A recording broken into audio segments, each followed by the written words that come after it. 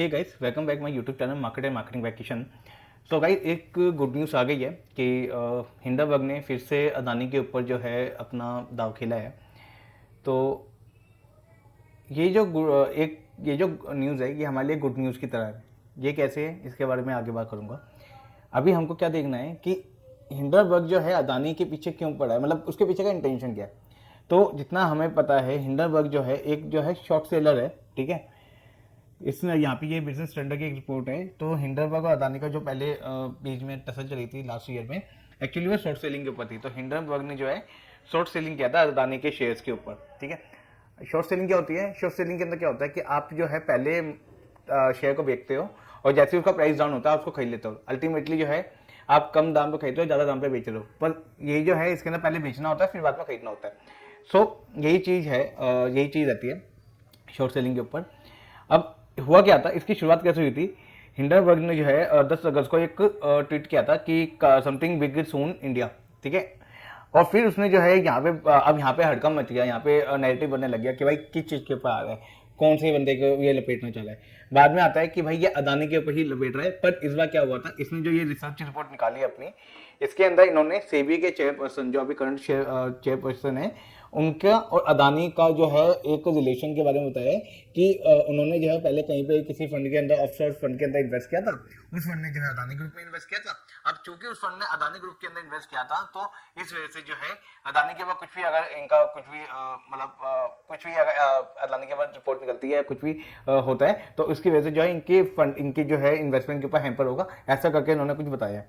अब मैंने आपको बताया था कि ये हमारे लिए गुड न्यूज़ की तरह है, पर ये गुड न्यूज़ है कैसा, तो इस बारे में बात करेंगे।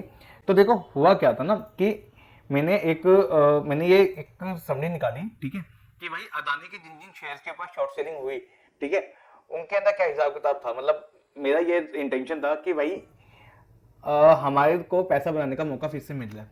अदानी ग्रीन के ऊपर शॉर्ट सेलिंग हुई थी। अब मजे की बात ये देखो, अदानी ग्रीन जो है सॉरी हाँ, तो मजे की बात ये देखो, अदानी ग्रीन जो है क्या कहते हैं, अदानी ग्रीन जो अपने लास्ट ईयर के प्राइस पे था, जो जब उसका क्रैशिंग शुरू हुआ था, जब उसके बाद शॉर्ट सेलिंग शुरू की गई थी, करीबन करीबन इतना, मतलब करीबन करीबन एक मिनट रेंज, हाँ,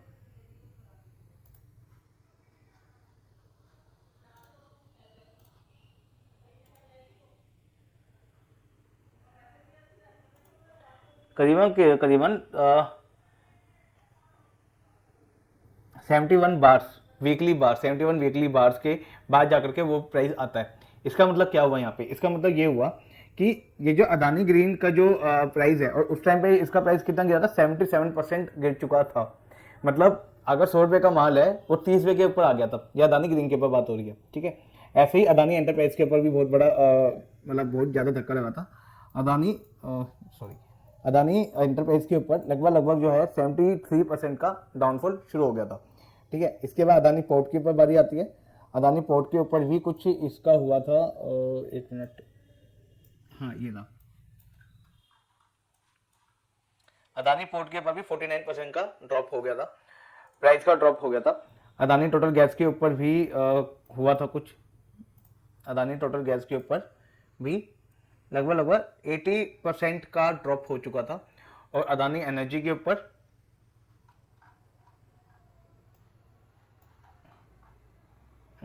ठीक है, इसके ऊपर लगाता हूँ मैं,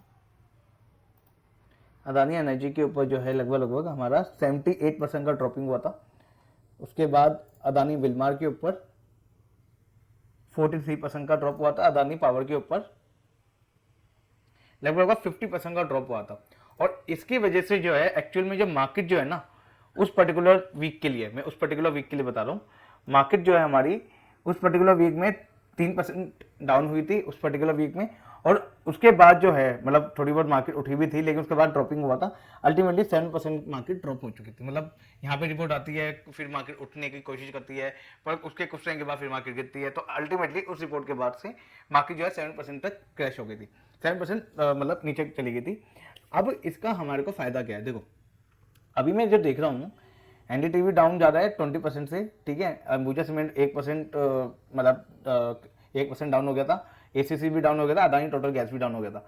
मुझे नहीं पता कि इन्होंने कौन से अदानी के शेयर के ऊपर शॉर्ट पोजीशन ली हुई है, क्योंकि पिछली बार जो एक रिपोर्ट आई थी जब इसकी जब रिसर्च चली थी तब बात आई थी, कोटक महिंद्रा बैंक का भी नाम आया था।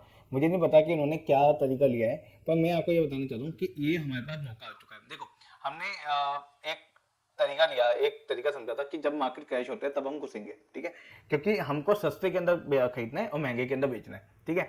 वो लोग तो शॉर्ट पोजीशन उन्होंने तैयार करके रखी हुई है। आपको क्या करना है और हमको क्या करना है, हमको जो है हमारे जो जो म्यूचुअल फंड्स है ना, उनमें अपनी उस मतलब वीक के लिए मैं बता रहा हूँ, उस पर्टिकुलर वीक के लिए हमको पैसा बढ़ा देना है अपना।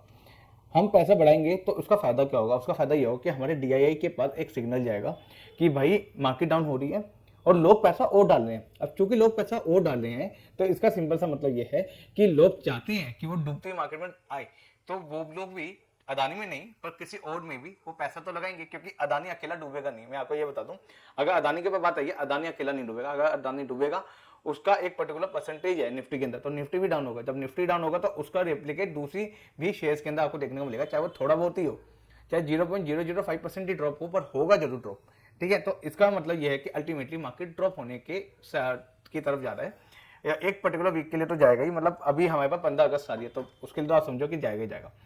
हमारा क्या यहाँ पे इंटेंशन क्या है कि हमको अपने जितने भी म्यूचुअल फंड है, देखो अगर आपके म्यूचुअल फंड में अदानी के शेयर्स है, शेयर्स कौन कौन से, एनडीटीवी, अंबुजा, एसीसी और अदानी की जो भी ग्रुप्स की कंपनियां हैं, इनमें अगर आपके पास मतलब आप म्यूचुअल फंड को खोलो, म्यूचुअल फंड के नीचे जैसे ग्रो के अंदर आप देख सकते हो, मैं आपको दिखाता हूँ।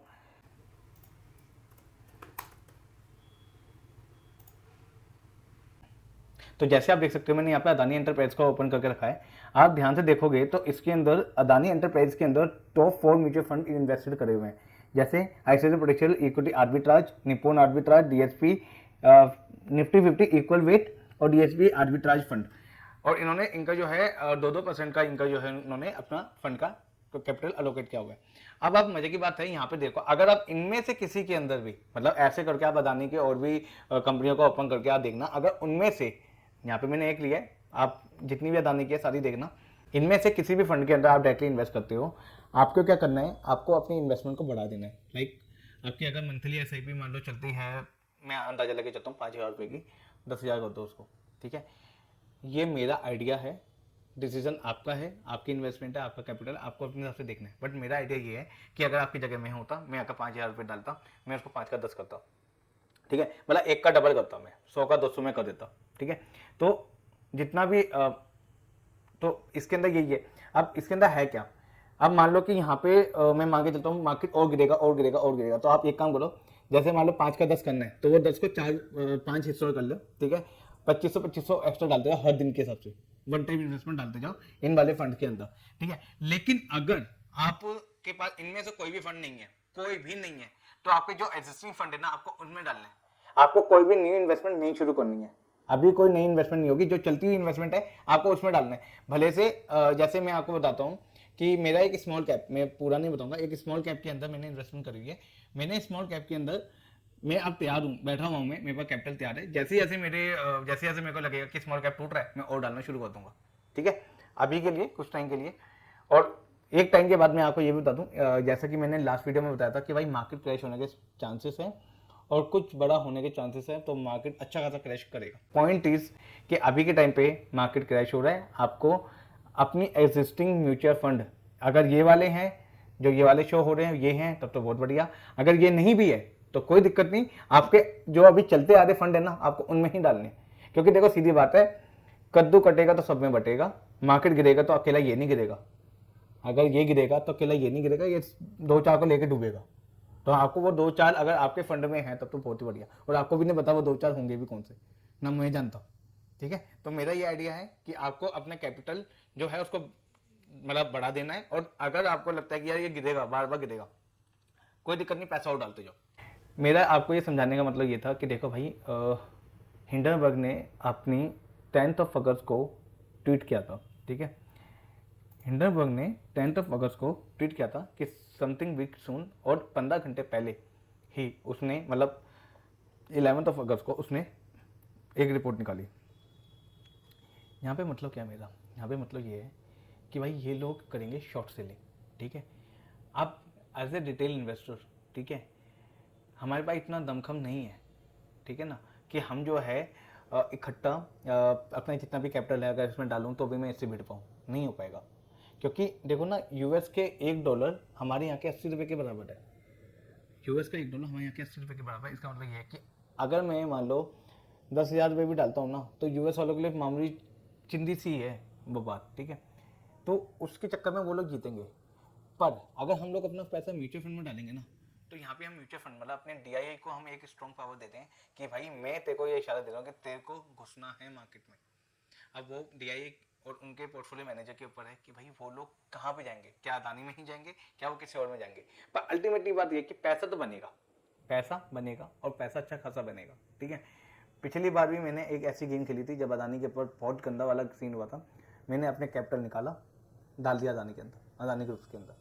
मुझे पता है घूम फिर के पैसा बढ़ेगा, कुछ टाइम के लिए गया गया गया, मैं भी थोड़ा पैनिक हुआ था। पर मैं कहा यार इंडियन बिजनेसमैन है, ठीक है, कंट्री के लिए कुछ अच्छा कर रहा है तो कुछ नहीं होने वाला, कुछ टाइम के बाद रिकवर करेगा। और बाद में वो रिकवर किया, और जब वो रिकवर किया, जब मुझे लगा कि हाँ भाई अब ये सही वैल्यू पे पहुंच चुका है और मेरे को निकलना चाहिए, मैं बेच के निकल गया, अपना प्रॉफिट अंदर, कोई दिक्कत नहीं। पर मैं आपको ये सजेशन नहीं देता कि आप ऐसा कुछ करो, मैं कभी नहीं दूंगा, क्योंकि ये चीज़ करने की वजह से ना आपका हो सकता है कैपिटल लॉस भी हो जाए, ठीक है। बाद में कल को आप ये ना कहना कि भाई किशन की वजह से किया है। पर मैं ये जरूर कहूँगा म्यूचुअल फंड में जाना, क्योंकि म्यूचुअल फंड क्या होता है ना, वो एवरेज आउट करता है, वो एवरेज आउट करता है, तो उसका आपको फायदा मिलेगा, ठीक है। थोड़ा लॉन्ग टर्म में अगर आप लोगे तो फायदा तो मिलेगा। आज की वीडियो में इतना ही guys, this is Kishan signing of.